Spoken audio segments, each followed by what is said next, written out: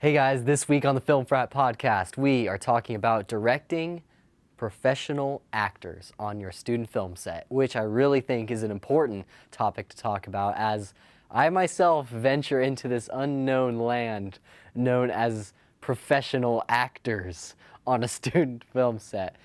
You know, I don't know if you relate to this, but I'm prone.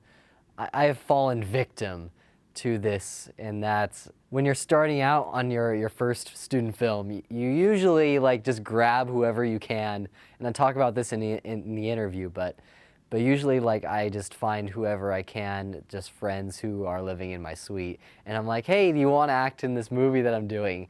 And they're like, okay, but I'm not a professional actor, I can't really act very well. And you're like, it's okay, just come on, and you'll be fine. So I'm trying to, in my own student films anyway, I'm trying to deviate from that, and I think you should too.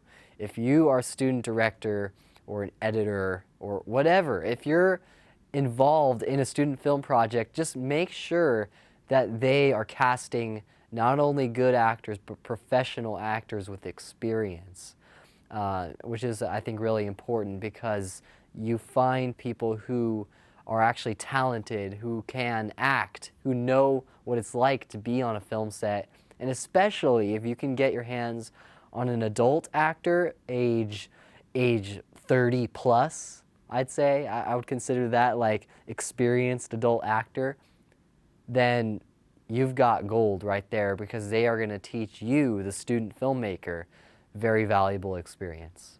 So today on this episode of the Film Frat Podcast, I had the privilege of interviewing a professional actor working out of San Diego and LA. His name is Mark Allyn, and you might recognize him from the opening intro and the outro of the Film Frat Podcast because he did the voice acting for that.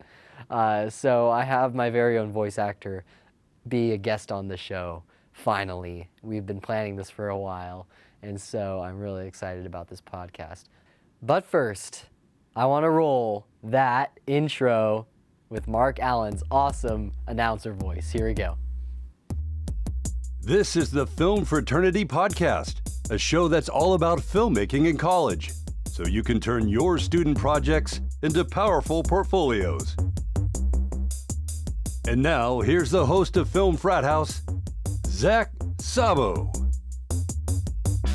Okay guys, here it is. Without further ado, I really hope you enjoy this episode, this interview between me and Mark Allyn, the voice actor of the Film Frat Podcast, but more importantly, professional actor in San Diego and LA, and he gives major advice for student filmmakers who are really interested in directing and how actors should be treated on a film set and what directors can do as far as preparing them for the role, such as table reads, rehearsals, and doing auditions.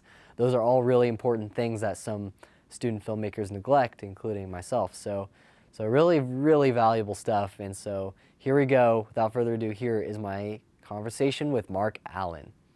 All right, Mark Allyn is in the house. How are you doing, Mark? I'm doing well, thanks. Finally here. I know, right? We've been planning this for a while. We have. And I'm so glad to finally meet you in person because I Likewise. got to hear about you through the Film Consortium circles, through Jody Silly, who Oh yeah, you know very well, right? Yes, I do. I love her very much. She's a great person. And you've been involved in many projects in both San Diego community and in LA, right? Yeah, I've been lucky enough. That's really great. And how long have you been acting? Just out of curiosity. Oh, believe it or not, I'm still kind of a newbie in this business. It's been about 5 years now. Oh. On screen and doing voice work. Oh, as well. really? Wow, you seem like a veteran. I thought you've been doing it for many more years. It ages you. It's very much like dog years, you know. That's awesome. And I'm sure you have many roles that you're getting considered for. You do auditions from what I know, right? Yeah, I'm up in LA quite a bit. Okay. Luckily, I'm happy to have auditions in LA, and I have some here in San Diego too. But I do I do a lot of that, and there's a lot of self-tape opportunities, so I don't have to drive. But yeah, I'm doing the footwork. Oh yeah. Do you live in San Diego? I do. I live up actually in north of San Diego in Encinitas. Oh, okay. So I know when I go up to LA, I get people going, oh my God, that's so far away, but Yeah. it is what it is. Yeah, it's part of the business, Right. and at least you're in Southern California. That helps a lot. Some people are living in the Bay or, where it's far from the center, the hub of the entertainment Right. industry. So Exactly. at least you have some way to get around Yeah. relatively. So in case you guys don't know this or don't recognize his voice, he's the man behind the intro and the outro to the Film Frat podcast. So I wanted to say thank you in person finally. Oh, my pleasure. For doing that. This is the first time I'm actually thanking you. In person, that's great. Yeah, no, it was a lot of fun. I enjoyed it a lot. Oh, good. My pleasure. Yeah, you have that voice. You just have the authoritative announcer voice that I've heard on KPBS. Oh yeah. Well, it's I started out in the radio industry way back in the mid '80s. I'm kind of old, and so that's stuck with me. So when I got back involved in voice work and things, it kind of came back. Okay. Yeah. Wow, interesting. That's really interesting. And how did you get started into acting to start? Well, I did a lot of voice work when I first got back into the entertainment business back in 2015, and got a manager and started doing some background. The voice work was up and down. A lot of auditions, few gigs. That just turned into some opportunities to be on screen in a couple of commercials, and that led to some TV shows and some movie stuff, and it just took off from there. Was it something you always wanted to do, or I think so. what did you originally do before you started acting? What my career was before I got back? Yeah. I was a project manager for corporate America. Okay. Yeah. All right. Wow. Really, exactly. Just a smooth transition. Wow. Yeah. And so I worked for corporate America for about 23 years doing various project management stuff. And that's my certification, which I still maintain. Oh, okay. It's strange. But I got out of that, and I haven't looked back. That's good because you're passionate about acting, right? That's what you love. I'm probably making a fraction of what I made in corporate, America. They pay you very well, but I'm having the absolute time of my life. I get to work with some amazingly talented people, and I've been really lucky to work with some really, well-known directors and actors, and not just in LA, but in San Diego. There's some amazingly talented people that I've been fortunate enough to work with. And would you say that it's growing in San Diego? And of course, it's not going to reach the levels of LA because LA is the destination for everything, and that's where everyone is based as far as distribution and production. But do you think that San Diego is a place that people could consider to be acting in? Yeah. My career before I got into the corporate world, the last bit of entertainment stuff I did back in the 80s and 90s, I was a music producer and publisher. And San Diego was always treated like the stepchild to LA. We're always in the shadow. And I think that's still going to be the case, is that we're always going to be the little brother to Los Angeles. But I don't think we have to try to be Los Angeles. In fact, I don't think I want to be Los Angeles. I want to be a town that develops their own identity, and people like Jody they're one of the people that have really spearheaded that effort. Right. And it's exciting to see because we are not going to be making, Marvel movies here, but I do see us developing our own studios eventually, and having production companies come down and film not just their exteriors, which a lot of them do for projects, but interiors as well, green screens and sets and everything. Definitely. Yeah. Yeah, and it's a beautiful place. I mean, I came down here like 2 years ago, and I was just in awe of the weather and the destinations, even outside, like relatively within the limits of the San Diego city and Right. county. I mean, there's so many different landscapes. It's so diverse, and there's the mountains and the beach and the deserts, and just in San Diego County, but even the cityscape and downtown and the coastal areas are just perfect for filming. And we do see a lot of big productions come down.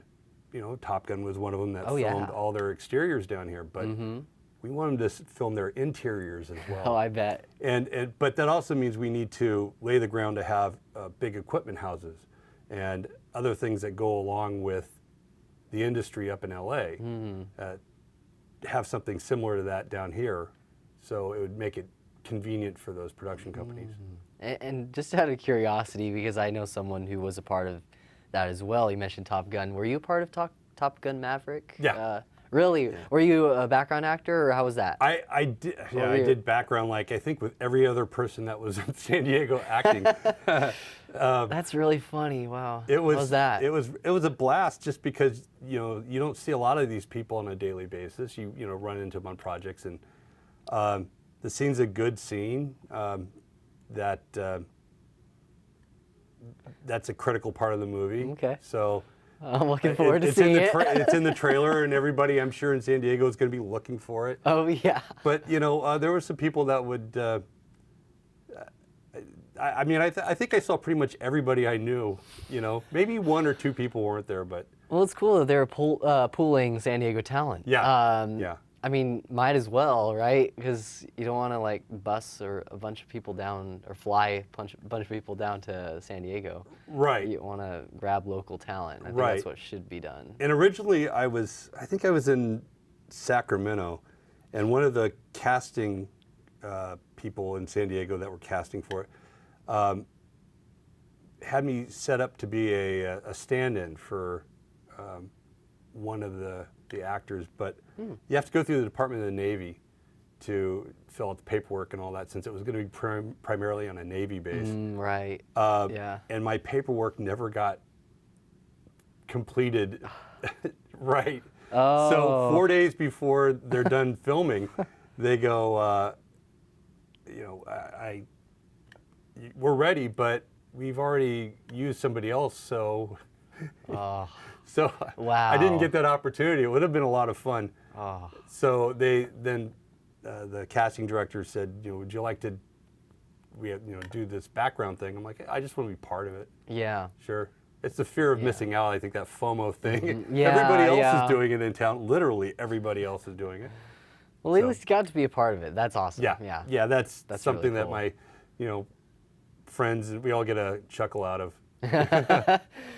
I still got to see it, yeah. It's not even out, right? Or is it? It's coming out in July 2020. Oh, that's right. Sounds about right. And I had an opportunity to meet Val Kilmer last year. Wow. When he was down here for, I think it was Citizen Twain. It's one of his productions he's promoting.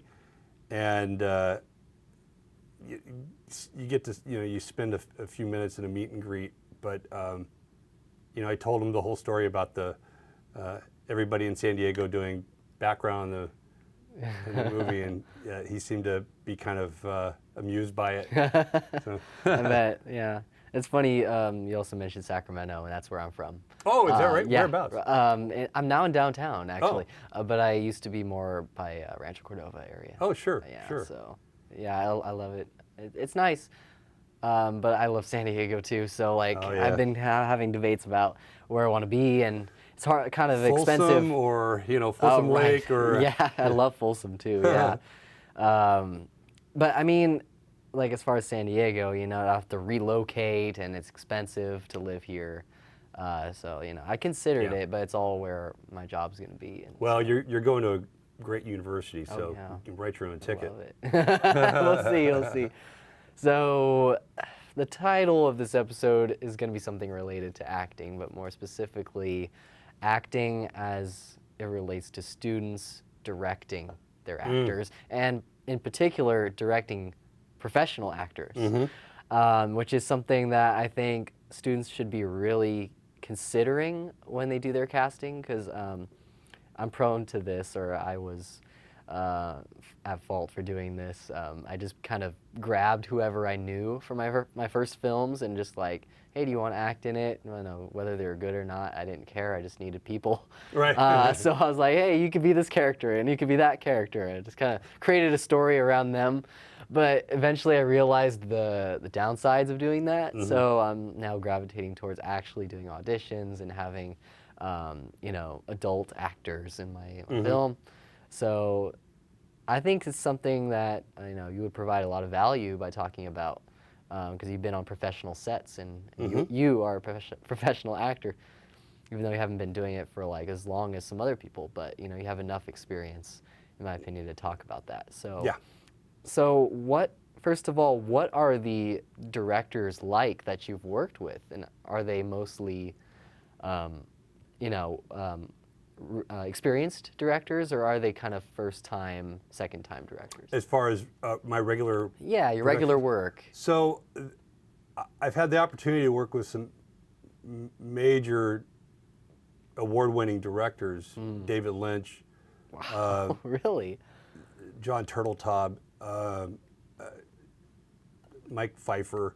But one of them that I worked with was a guy who actually grew up in San Diego and went to San Diego City College, and he did Fast Times at Ridgemont High and Say Anything with the big boom box over the head. That one.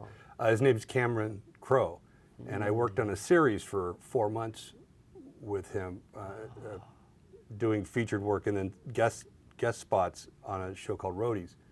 So he got the award for, I think it was best screenplay for Jerry Maguire.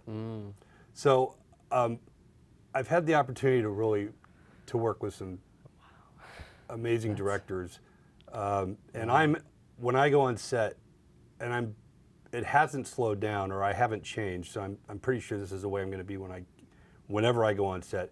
Is I get into a sponge mode, is what I call it. I watch everybody, and I try to be polite and do exactly what they tell me to do, and and I just think it's so much fun to be on set and watch everybody's job and what they're doing. I've done some projects just to be, even in background when I was starting out, just to be on set with these people.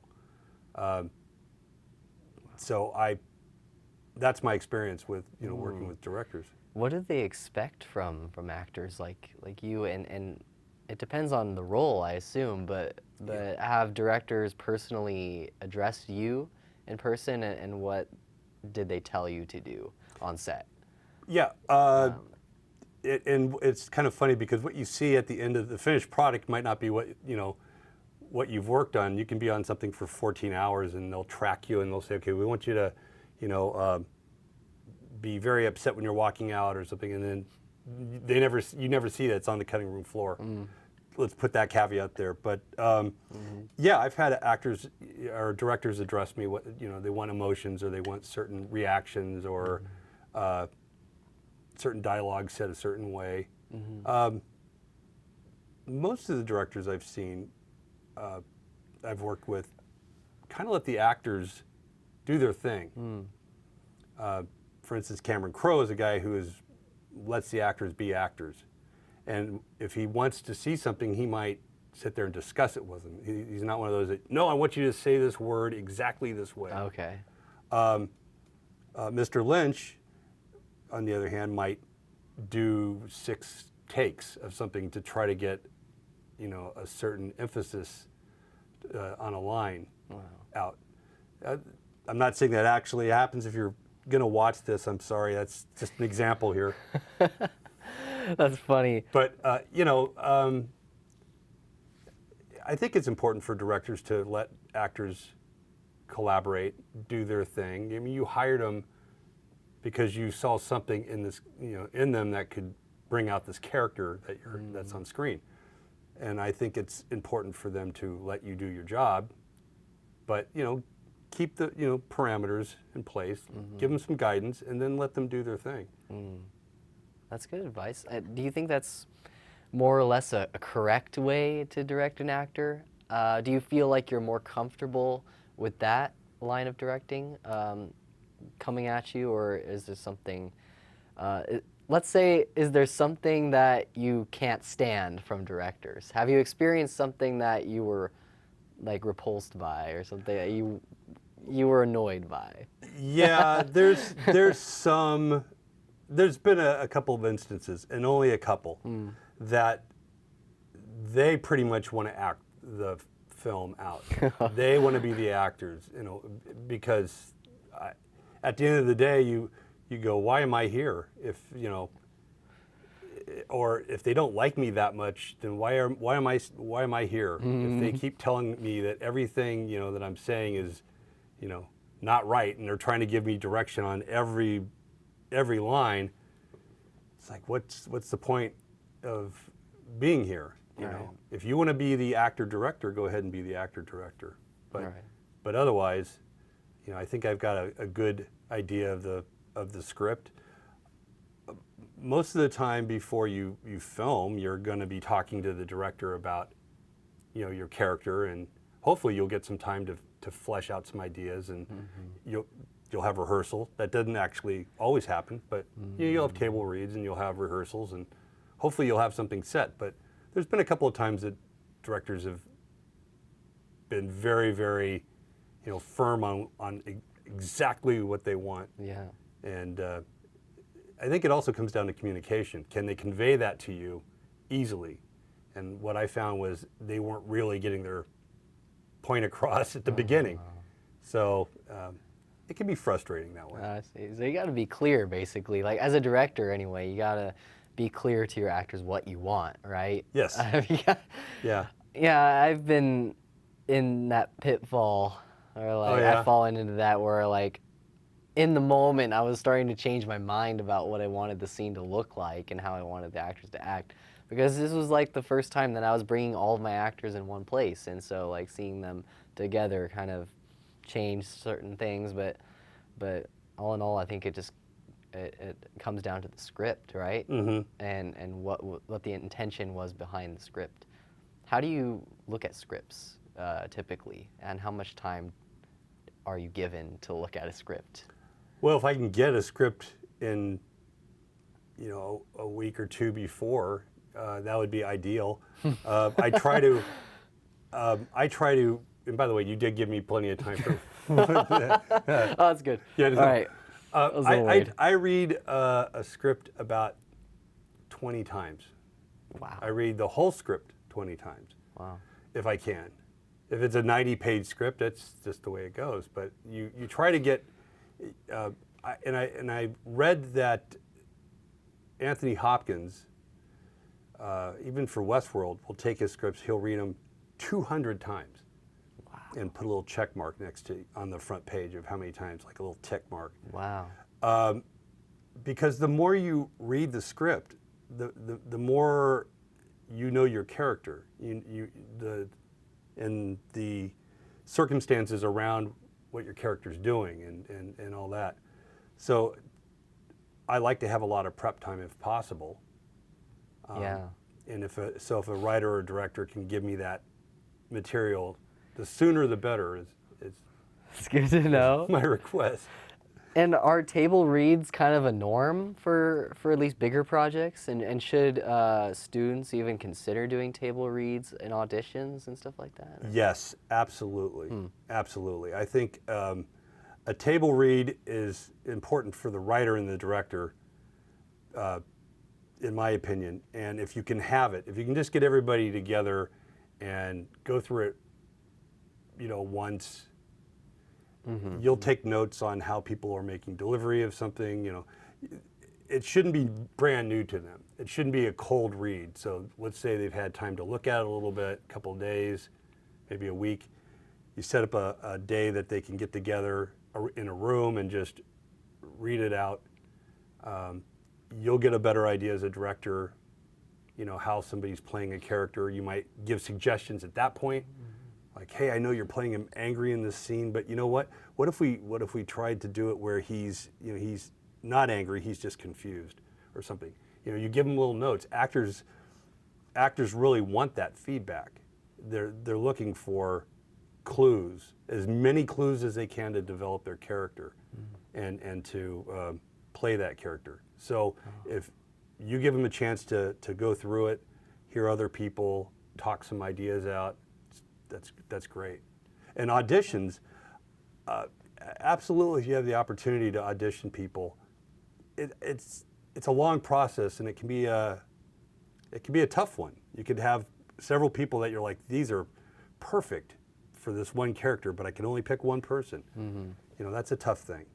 Yeah, and what is a typical rehearsal? Sorry, I want to get into rehearsals later. What does a typical audition look like for you? Because you say you go to LA as well, and I'm curious about what the dynamic is like, because I haven't done too many auditions before as a director. So are there typically a couple of different people auditioning you, or is it one-on-one? How does it work? Because I can see the director being there, but is there also, say, a producer or the casting director, obviously? Right. So a lot of times it's just, it can be the casting director and their assistant who's filming could just be the casting director filming.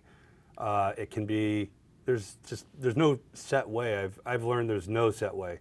Sometimes you'll have the writer in there and the producer. One of the last projects I auditioned for was a Netflix show. So what they had there was the casting director and the assistant. They had the two writers, and then they had the director there. Okay. Sometimes the director doesn't show up until maybe the callback. You know, because what they're trying to do is they're filtering through maybe 20 or 30 people per role. Finally, they'll film them, and then they might just send all. The casting director will pick 10 of those 20 and send them to the director, and the director will go, yeah, I like that person and that person and that person. Let's bring them back. Okay. So it can be one person. It can be 5 people. And commercials, you might get the casting director and an assistant, and then on a callback you'll get the producer and the actual product representation, and it's just a hodgepodge. I wish there was one set way of doing it where you've got a CD and a director and the producer all in one. That would make it real easy. It'd be a lot quicker. Yeah. Yeah. And is it only for bigger productions that have callbacks typically? Because I assume more people audition for those roles, so they have to kind of narrow it down to a few more people, and then they choose the final person, right? Is that kind of the logic? I'm not sure. They do have. Most of them have callbacks. Most of them. Most network stuff absolutely has callbacks. On a rare occasion, we'll say this will just go straight to booking, or we're not going to have a callback because their their time frame is so crunched. But a lot of times you'll know in the audition call. Auditions are today and tomorrow. Callbacks are Friday, so you'll know on Friday if you didn't get a call. Okay. Okay. I see. Yeah. And out of curiosity, what platform do you use to submit yourselves for audition? So my agents and my manager, as well as myself, there's Casting Frontier, there's LA Casting, there is Actors Access. Okay, I've heard of those. Yeah. And those are the primary 3, I think, that are out there. There's Backstage, but there's a lot of other ones, but the main ones are like Actors Access and LA Casting, things like that. And you don't actually submit yourself. You have your manager do it. I submit myself or sometimes. You do? I'll go online, and I believe that your manager's there to help you, and your agents are there to help you get work, but that shouldn't be the substitute for you doing it as well. You should be out there, submitting and kind of pounding the pavement as well. You just want to have more eyes and more help doing it. Okay. Yeah. And you don't have like your manager looking over your shoulder or anything as you submit, like, oh, you shouldn't submit for that role because that's not your type of roles, right? Well, Is that kind of? I don't know if she's gonna watch this. But there are some that she'll, ask me about. Okay. They'll look for a certain, this person must know how to ride horses, and she'll say, do you know how to ride a horse? And I'll go, yeah, not really. And so she won't submit me for that. Okay. Or they'll say, do you speak? Can you do a Southern accent? Well, yeah, I can. Okay, well let's submit you for that. But I'm not going to be out there submitting for a 35-year-old person when I'm nowhere near that. And neither is she. She's not going to submit me for that, nor my agents will. Okay. If you don't have the physical characteristics or you simply don't have the skills for a certain role, you don't submit to it. Right. Makes sense. Right. Like there has been a couple where I've gotten an audition and I'm like, there is no way I'm going to compete with, I think one of them was like a 40-year-old role, right? In the early 40s, and I'm clearly not anymore. I've got gray, and I get a lot of the, politicians and the, judges and executives. And this was some, younger role, and 40 was the far end of the age. And I'm like, I am not going to get this. And sure enough, I get there, and there are guys that just like, they're just too beautiful. And I come stumbling in like I'm their father, So and I just knew it. And so a lot of times I'll say, I hope they see something different, but Interesting. So have you been a part of student projects starting out, or do you still? Obviously, you're going to help me out in a couple of days, which I'm thankful for. But have you done student projects, and are you still doing them? Yeah, I actually did one last year I went to San Diego State. Okay. Sorry. Oh, and what did you study? Well, a long time ago, I studied, I think, lunch. I'm not really sure. Communications and stuff like that. Okay, But gotcha. that was way back. Okay. But when I went back and got my degree, it was an offshoot of civil engineering. But I have done a couple of student films there. And the last one I did was last year, and it was in one of their studios, and it was a 3-camera sitcom type of thing. Wow. Really cool experience, great equipment, and everybody, it was a senior project, so everybody seemed to know what they were doing at that point. And I worked on a project a couple years ago with a guy who's doing really well now, and I had a great time, and it did really well in the festival circuit around the country. Wow. And I was lucky enough to get a Best Actor out of it in one of the festivals, and I love doing that. I love working with the students. It's cool. It's a good experience, and it's not necessarily that well, I'm the actor and I'm going to come in and help everybody, but I love the energy that these people have, and they're trying to do it right. So they're checking off boxes on like the lighting and the sound and camera, and so everybody's pretty much trying to do a professional, set.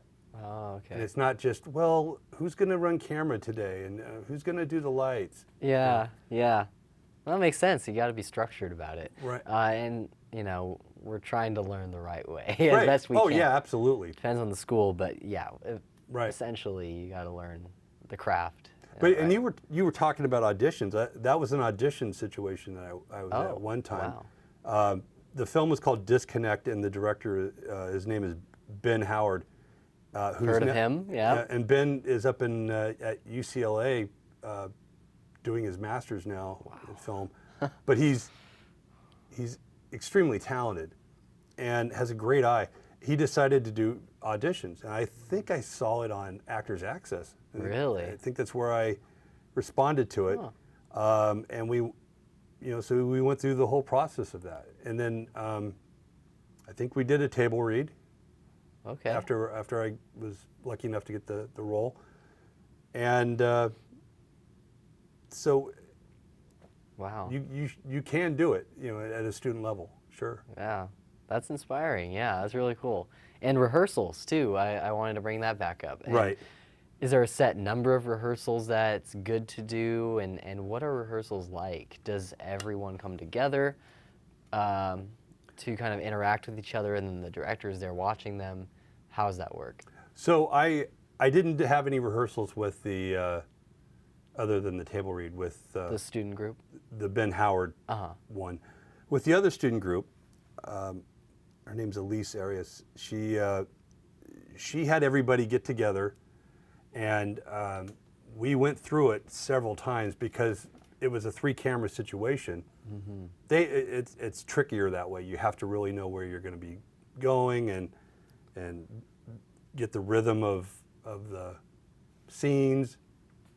And there was a lot of physicality to it as well. There was going to be a laugh track that was inserted. Okay. Right? Yeah. And so you had to play it like a laugh track was there. So you'd have to say a line, wait. Oh, so you had to, yeah. There was a lot of practice in that Interesting. as well. So there was a lot of physicality, and there was a lot of timing elements that had to happen. So that's the only other time that I had extensive rehearsals with that. Okay.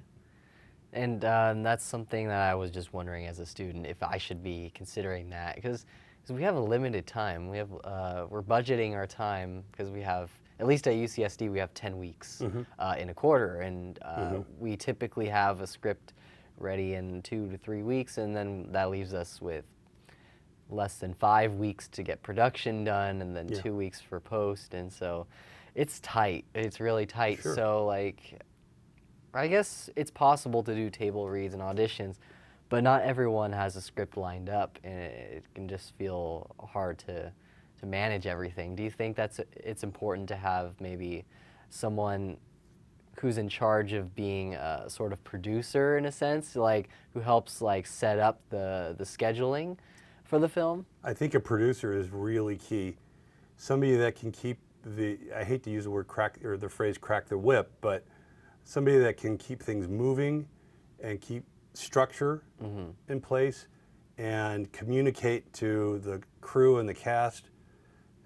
Absolutely, that's important. And in TV's environments, a line producer is really critical as well, because there's a budget that they have to watch, and you can't be doing 14 hours a day every day, and somebody's going to be looking at their watch and come on, let's go. We got to get going. So setting up rehearsals, if that's possible, great. If not, you can't beat yourself over the head about it. But the trick would be maybe in replace of that, why don't we, let me send the script out to everybody and let me know what days are good for you, and we'll Skype, and I'll just get on the Skype with you, and I'll read scenes with you. That could be one way of doing it. Or, read the script, and if you have any suggestions or any questions, I'm going to be reaching out to you with a phone call, and just trying to make sure that the actor knows that you want to get get them involved in developing the character. Yeah, is there a form of contact that you prefer as an actor?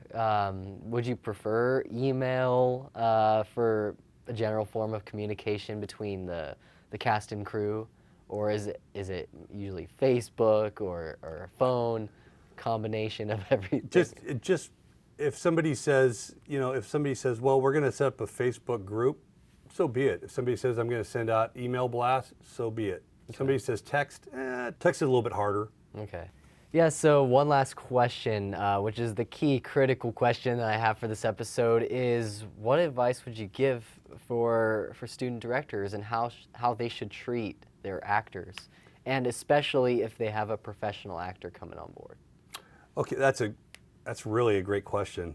I think that professional actor or not, actors they want guidance to develop a character and to bring the best performance out they can, to give the best performance.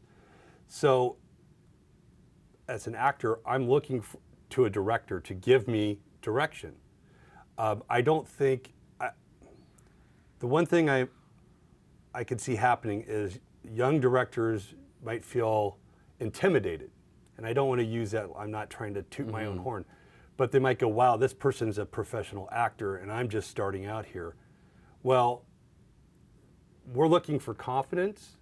We're looking for clarity, like you know what you want in this, in this scene, or what you want out of the actor, and that you communicate it. Because I'm going to go onto the set, I'm going to say, okay, so what do you want? What do you, here's what I've got so far.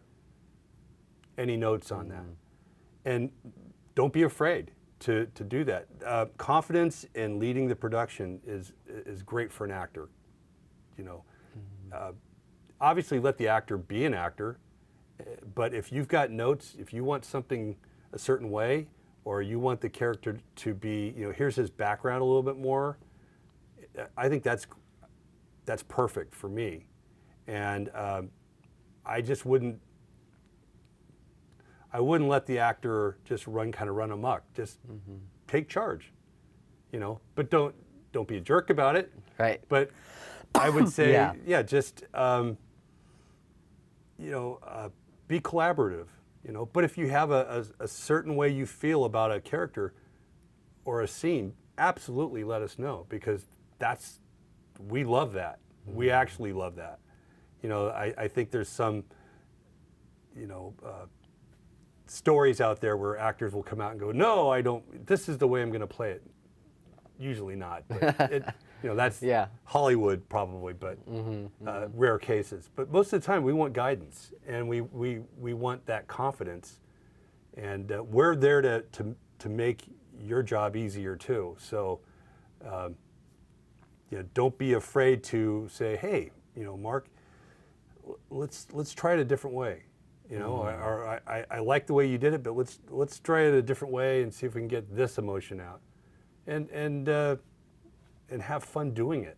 Oh yeah, you got to be passionate. You got to be excited about it. I mean, like, some people feel like they just got to get a project done, and that's that. But like, it's your work, Yeah. You should be absolutely. excited about it, Absolutely. So I totally agree with that. And for last thing was for people who probably don't know how to reach out to actors or find a cast, what would you recommend for students to look for actors? Is it on Facebook?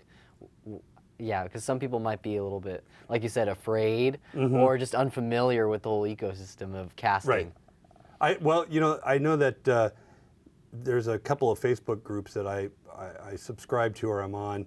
That's one of them is like SD Actors in Facebook, or San Diego Actors, and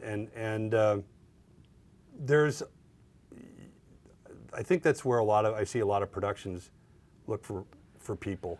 And that would be the first place I would go, is just something on Facebook, because everybody in San Diego that's an actor, or everybody in San Diego that's on the crew, seems to be tied into Facebook pretty much. So I'd recommend that. Okay.